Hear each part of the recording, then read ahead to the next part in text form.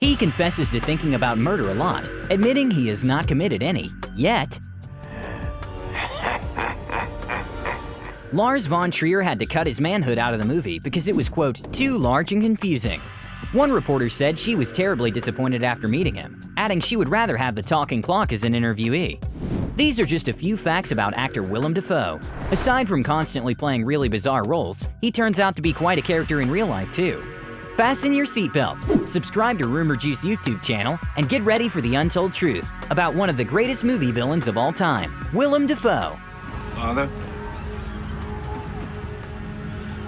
will you listen to me? Little Willem grew up in quite an interesting environment. According to the actor, his 5 sisters, yes, you heard it right, 5 sisters, taught him about sex when he was 6. It was a sexual education, because my sisters were the horniest little girls. They would tell me stuff that when I was small I didn't want to hear.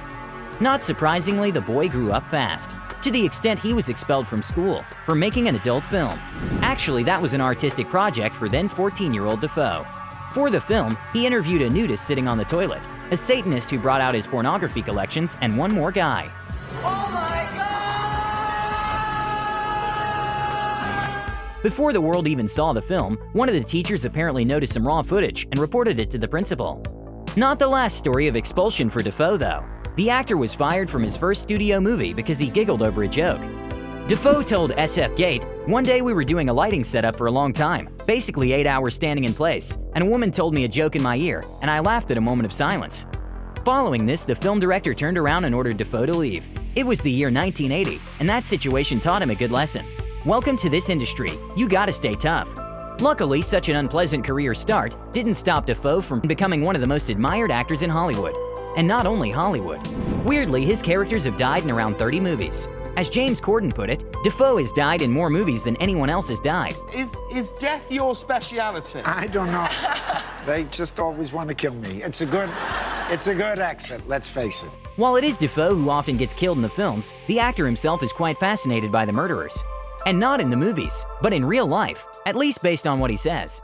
In an interview with The Guardian, for example, Dafoe discussed that he hides a killer inside himself, saying, "I've thought about murder many times. I have dreams about murder. I haven't done it yet because I don't think it's my talent. I'd get caught."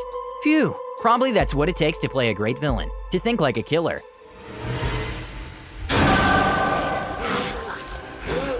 Back to formula.